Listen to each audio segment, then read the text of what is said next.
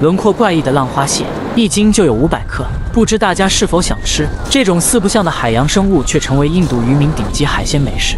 生物的体型看起来有点瘆人，但它的味道却是极其鲜美的。喜欢钻进沙土里的浪花蟹也无法逃过渔民的捕捉。去除坚硬的外壳后，肉质通透，非常的诱人。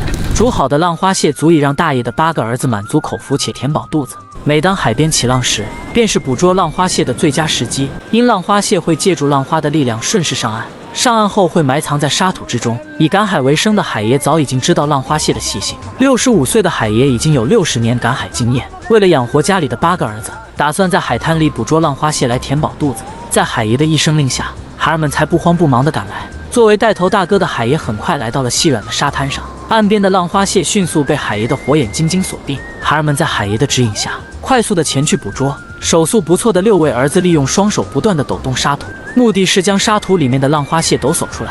一旦抓到浪花蟹，他们都会扔到较硬的沙滩上，也是为了防止它重新钻入沙土之中。水分较多的沙土很容易被它们重新钻进，一旦被它隐藏起来，就很难发现它的身影。浪花蟹也叫蝉蟹，俗称鼹鼠蟹或海鸥，也能称四不像，或者叫倒退撸。刚来1分钟不到就抓到了10几只浪花蟹，这里的资源确实没让他们失望。以赶海为生的海爷早已知道如何在海里获取蛋白质来源，一旦海浪冲刷上来时，便是他们快速锁定浪花蟹位置的最佳时机。浪花蟹喜欢栖息在沙滩上，特别是浪花拍打得到的地方。4位儿子在岸边收集抛上来的浪花蟹，另外4位儿子和海爷便快速地将沙土之中的浪花蟹抓取。海浪经常会打扰他们的工作，虽然如此，但他们的乐观情绪确实值得我们学习。浪花蟹的嗅觉非常敏锐，喜欢腐肉，闻到腥味就会走出浪角，潜入沙土中寻找气味来源觅食。终其一生倒退走在碎浪区域觅食。在8个儿子的协助下，很快抓到了小半筐浪花蟹，但也无法让8个儿子填饱肚子，只能沿着海岸边继续寻找。大爷就是你大爷！娴熟手速比起8个儿子要强上许多。3下5除2又抓到了1只，而且这1只竟然有黄，橙色的蟹黄非常的诱人。浪花蟹的钻地术堪称一流，隐藏起来毫无破绽，但一遇到较硬的沙土，只能在原地打转。海浪不断地向岸边拍打，也让他们抓起来更加的有激情。怪不得海爷有8个儿子，性格开朗足以证明一切。强大的海浪也会让沙滩上的沙土掀开，这样也会让他们快速发现浪花蟹所在的位置。锁定好位置后，便能快速地将沙土之中的浪花蟹挖出。虽然浪花蟹生活在沙质的海岸边，但它的抗污染能力奇弱无比，只有干净的沙质滩地才能看到它的身影。现如今由于人类的污染，很多沙滩上已经找不到浪花蟹的影子，但这里的浪花蟹非常多，足以证明这里的水质环境非常的好。浪花蟹属于爬行亚目翼尾部的甲壳类，不能算是真正的螃蟹。外壳看起来非常坚硬，但里面的肉质非常柔软。为了去掉浪花蟹身上的水分，海爷直接将抓到的浪花蟹全部放到干燥的沙土坑中，利用双手在干燥的沙土中不断的翻炒，以达到将浪花蟹身上的水分稀释干净。不知情的人以为海爷在沙土中炒菜，此时他们抓到的浪花蟹目测应该有10斤左右，足够他们9个人饱吃一餐。有了收获后，海爷开始休息起来，吹着海风，晒着太阳，欣赏这里美丽的海景。虽然这里的太阳非常毒辣，但海风能让你带来一丝凉爽。休息过后，就开始准备处理浪花蟹。在8个儿子的帮助下，浪花蟹的外壳很快被一一包了下来。先将浪花蟹的尾巴拔掉，随后将整个外壳掀开，剩下的便是浪花蟹的肉质和脚。肉质通透，略带微黄，非常的诱人。8个儿子进行分工合作，有人负责起火，有人负责解剖。被去除外壳后的浪花蟹瞬间失去了生命的迹象。解剖的过程中还能欣赏海岸边的风浪。海爷的手速不减当年，去除的外壳堆成了一堆，进化出坚硬的外壳和怪异的轮廓，也无法逃过人类的胃。解剖好的浪花蟹肉都要经过恒河水的洗礼，只有这样清洗出来的肉质才够干净。用来调料的自然少不了咖喱粉，还有用来增加浓稠度的玉米粉，再用干净的右手进行搅拌，再加上印度混合香料的玛莎拉，经过搅拌的蟹肉颜色瞬间让人上头。这一上头足以让你压抑不住口水往下流。为了能让8个儿子正常发育，蛋白质和脂质必须跟上。搅拌均匀后，放上少许食盐，再挤上10几滴柠檬汁，让肉质更加的鲜美。盖上盖子，让里面的肉质和各种调料互相融合。用3块巨石搭起炉灶，放上铁锅，便可以向天祈祷开煮，同时感谢大自然的馈赠。将锅里的油烧开后，就可以将浪花蟹肉放进去油炸。滚烫的油锅瞬间冒起大量的气泡，油炸的过程中还要不断的翻炒，史诗级的香味很快从油锅里溢散开来。5分钟后就可以将油炸好的浪花蟹肉捞起，金黄色的蟹肉足以让你食欲大增，更不用说溢散开来的史诗级香味。为了能让肉质受热更加均匀，海爷分成2次进行油炸。经过10几分钟的油炸，满满一大盆香脆可口的浪花蟹肉才正式出炉。海爷事先尝上一口，在海爷的号令下，8个儿子才敢向前靠近开吃，他们也迫不及待地靠近抢食起来。从他们的表情可以知道，海爷的手艺从来没让他们失望。捕鱼摸虾库里拉将他们徒手捕捉到的值钱虾货挂在了鱼钩上，这些大虾即将成为引诱值钱好货上钩的高成本诱饵，并且在数千米长的延绳钓上全都挂满了这种值钱虾货，半天时间就能够为他们带来不少更加值钱的海鲜。这种以小博大的钓鱼方式是当地渔民天生就晓得的钓鱼技巧，要是没有出众的捕鱼技术，是谁都不敢冒着大风大浪，而且随时翻船的风险深入印度洋进行捕鱼摸虾。铁桶里面存放着刚捕捉到手的大量野生虾货，这些是库里拉一行人此次出海钓鱼所使用到的高成本生猛诱饵。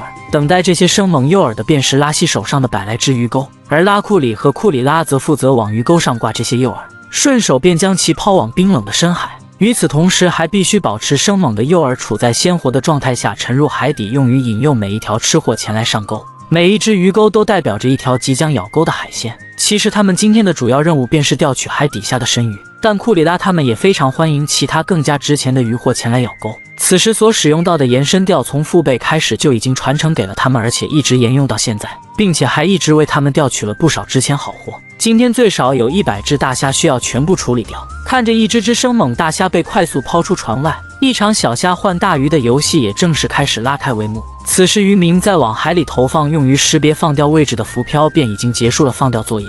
他们在船上最少等待了2个时辰，让海鲜吃饱喝足之后，便开始进行今天的收网行动。随着绵长的鱼绳被库里拉给拉扯上船，非常幸运的收获到了第一条没有10斤重也会有个5000克的生鱼品种。库里拉随即将他嘴里的锋利鱼钩硬生生的给扯了出来，还忍不住要给这条值钱好货马上来一张遗照。这条野生好货也只能勉强配合一下前往奈何桥前夕的准备工作。在处理完第一条鱼货之后，颠簸的渔船很快便迎来了另外一条即将前往鉴上地的生鲜路上。同样的海鲜品种，一样的体型，在这片海域里最少能够钓上来1打，而且每一条海鲜在上船之前都要跟库里拉来一回拍照留念，才会进入到铁桶中躺平。有了生猛大虾的加持，在这里钓上来一条更加值钱的东星斑也不是什么稀罕事。由于库里拉他们今天主打的是捕捉海底下的大量生鱼，而且每相隔10米8米就能拉上来一条体重不相上下的海鲜，从中可以断定今天的上货几率在10%左右。此时被拉上渔船的渔货，当锋利的鱼钩还在鱼嘴的时候，库里拉便直接使用小刀割断了鱼线，为的是能够立马拍照，并且快速入柜，等待收获下一条值钱好货。随着他们在7手8脚的拉起海里数千米长的鱼线，又一条生鱼的身影快速从深海浮出了水面。已经咬钩的海鲜就像进入了工厂流水线一般，源源不断的被带上了渔船。就算是一条在这里并不怎么多见的非洲鲳鱼，也毫无例外的进入到了流水线。他们以3下5除2的速度，很快便已经收获到了5条值钱好货。除了海底下众多没有来得及咬钩的海鲜外，基本上都能够按照库里拉的计划前来咬钩，并且把一条成年老虎斑捕捉到手，那也是分分钟非常容易的小事。由于海水压力的原因，生活在深海的石斑鱼，它的整个肚皮都被鱼漂给撑了起来。此时能够明显的看到，整个鱼漂也已经差不多漂到了嘴边。在帮其拍完最后一张遗照之后，也已经失去了活下去的动力，直接躺平在了铁桶里。今天投放的值钱鱼饵能够让海鲜接二连三的不断咬钩，很快便使得库里拉他们走在了发财致富的快车道上。而刚被拉上船的这一条鱼货，可谓是今天捕捉到手的最有分量的一条。这等体型，能把名字叫做拉西的摄像小哥都能羡慕成窜稀的表情。在进入铁桶躺平之后，立马成了无鱼能比的桶中巨无霸。